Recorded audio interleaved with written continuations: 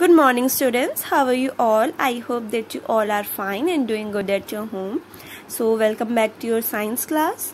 We are studying our chapter number 8, body movements, and till now we have studied कि movement होती क्या है, movement के reasons क्या हैं, and groups of animals कि animals को हम दो डिफरेंट ग्रुप्स में कैसे डिवाइड कर सकते हैं. सो एनिमल्स को हम दो डिफरेंट ग्रुप्स में डिवाइड कर सकते हैं on the basis of the presence of backbone.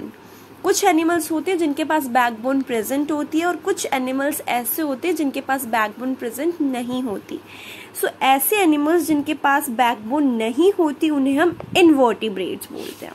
What? Invertebrates, जिनके पास बैकबोन नहीं होती. एंड लास्ट क्लास में हमने इन्हीं की मूवमेंट पढ़ी थी, जैसे अर्थवॉर्म, स्नेल एंड कॉकरोच.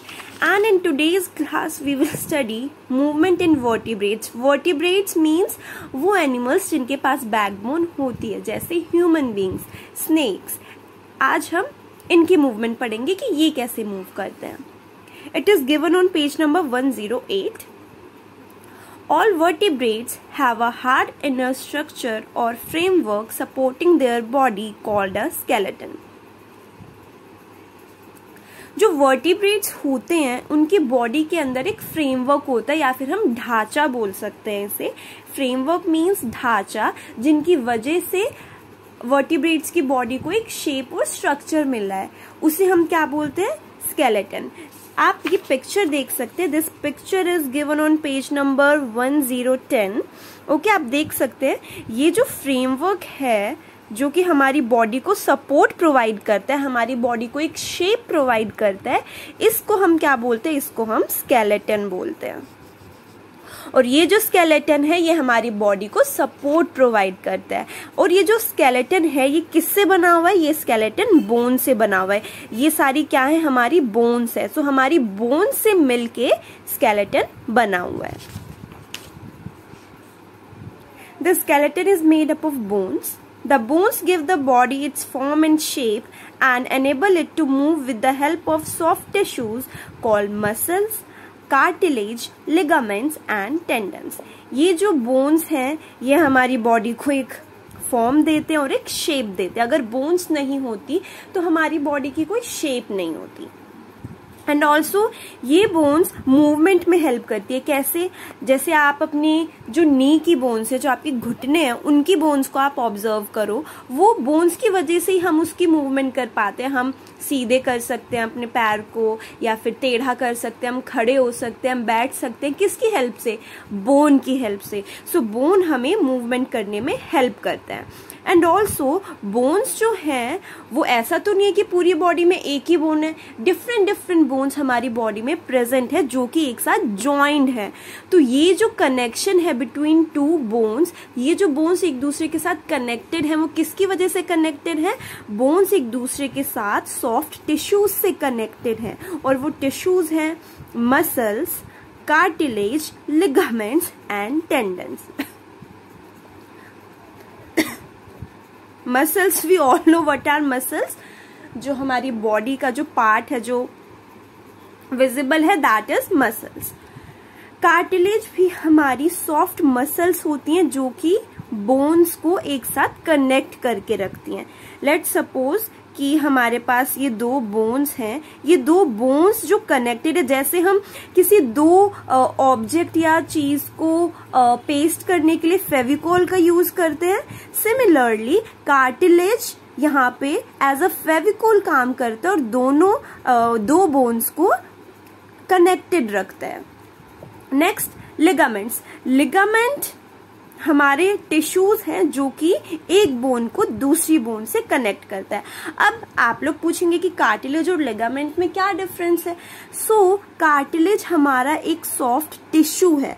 अगर कार्टिलेज यहाँ पे प्रेजेंट ना हो तो हमारे ये जो दो बोन्स हैं ये क्या करेंगे? ये एक साथ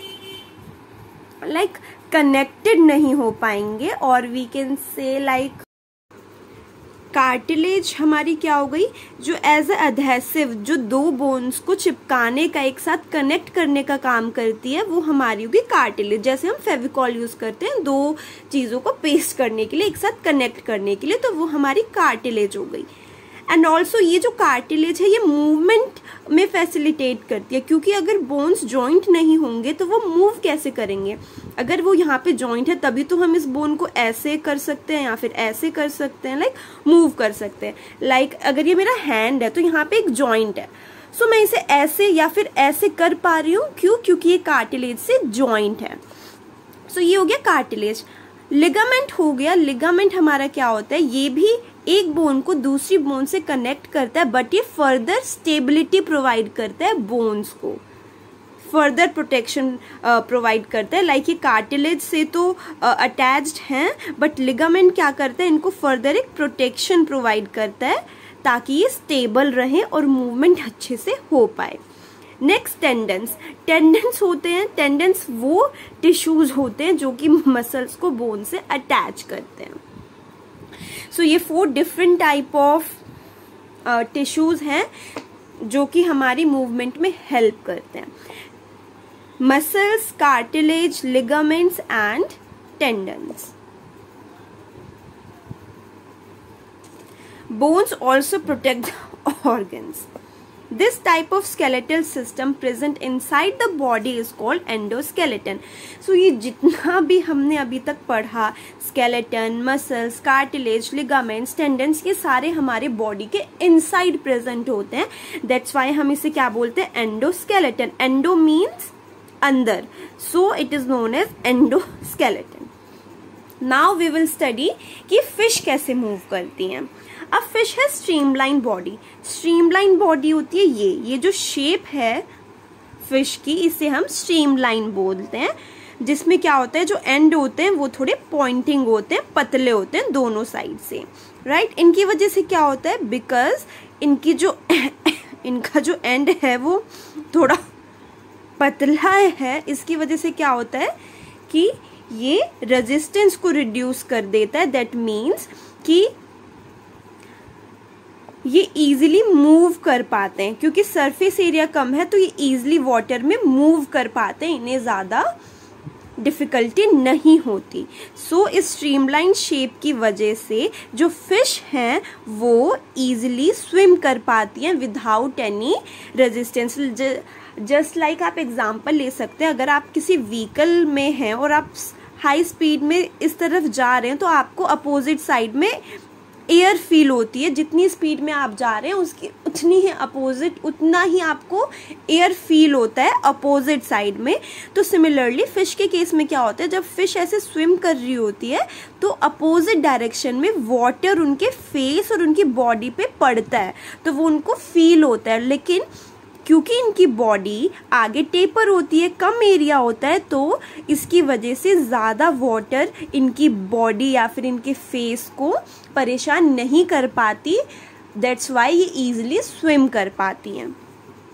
अ fish possesses fins and tails. Fins हम विंग्स बोल सकते हैं, जैसे बर्ड्स में विंग्स होती हैं वैसे फिश में भी विंग्स लाइक स्ट्रक्चर होती है जिन्हें हम फिन्स बोलते हैं. जैसे ये हो गई एंड दिस ऑल्सो, ये सारी हम इन्हें क्या बोलते हैं, फिन्स बोलते हैं. And tail is this. और ये क्या करती हैं, ये फिन्स और टेल इनकी मूवमेंट में हेल्प करती हैं. कैसे, let's study. A fish has different types of fin. अब जैसा आप इसमें देख सकते हैं कि फिश के पास फिन्स भी कई सारी हैं. कौन कौन सी टाइप की हैं, लेट्स सी. जो डॉर्सल मीन्स अपर साइड, ये जो अपर वाली साइड है इसे हम डॉर्सल साइड बोलते हैं. डॉर्सल साइड में हमारे पास 2 फिन होती हैं, पेल्विक फिन और anal fin. Pelvic and anal fin होती है हमारी अपर साइड पे. ये क्या करती है, बॉडी को बैलेंस प्रोवाइड करती है. Next pectoral fins. ये जो बीच में आपको ये फिन दिख रहा है ये हमारा पेक्टोरल फिन होता है. पेक्टोरल फिन से क्या होता है, जैसे होता है ना कि आप गाड़ी चला रहे हो और अचानक आपने गाड़ी स्टॉप कर दी, सिमिलरली ये पेक्टोरल फिन मूवमेंट को रोकने के लिए, स्टॉप करने के लिए पेक्टोरल फिन यूज किया जाता है. एंड जो टेल, टेल क्या करता है, एज अ रडर काम करता है। आपने कभी बोट देखी है, बोट के पीछे एक फैन लाइक स्ट्रक्चर होता है, रडर, जो कि क्या करता है, मूवमेंट में हेल्प करता है शिप की। सिमिलरली ये जो टेल है ये भी फिश की मूवमेंट में हेल्प करता है। The skeleton of a fish is covered with muscles. Fish की बॉडी में भी स्केलेटन होता है और स्केलेटन के ऊपर मसल्स की लेयर होती है। While swimming what happens is the muscles make the front part of the body to curve to one side and the tail part swings in the opposite side, thus curving the fish body. Then very quickly the body and the tail curve to the other side, giving a jerk and pushing the fish body forward. कैसे move करती है, ये हमारी fish की body है, ये हमारा pelvic fin हो गया, ये एनल फिन हो गया और ये पेक्टोरल फिन हो गया।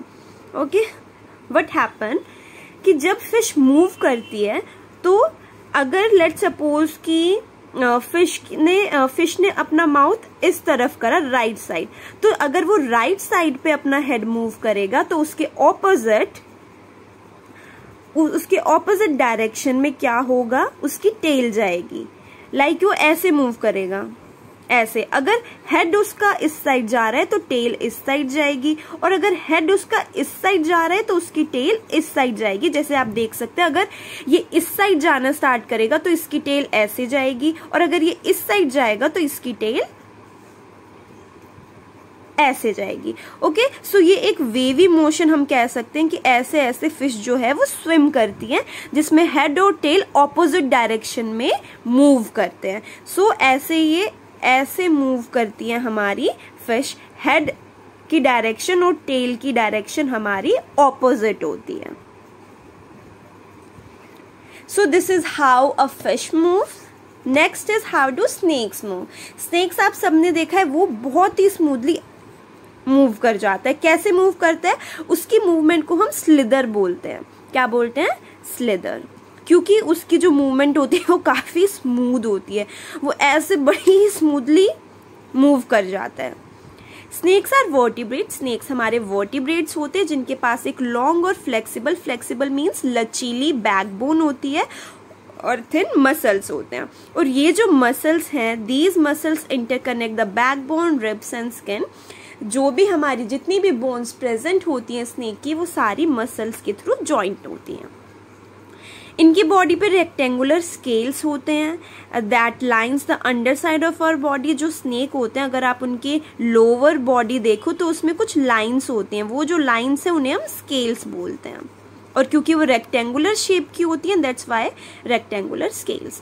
The scales helps in gripping the surface. उन स्केल की हेल्प से क्या होता है, ये जो सरफेस पे अपनी ग्रिप बना पाते हैं। And pushing the snake forward, और स्नेक को फॉरवर्ड पुश करते हैं। The long body of the snake makes many loops. ये जो इनकी डायरेक्शन है, मैं आपको यहाँ करती हूँ, लाइक स्नेक ऐसे मूव कर रहा है, सो ये जो है ये क्या हो गया, लूप्स। इन्हें हम क्या बोलते हैं, loops. The snake moves by making many loops and each loop gives it a push by pressing against the ground. और जब वो ऐसे लूप बनाता है तो वो क्या करता है, अपनी बॉडी को आगे ऐसे पुश करता है, और पुश करते करते वो ऐसे लूप बनाता रहता है, और इस वे में स्नेक मूव करता है।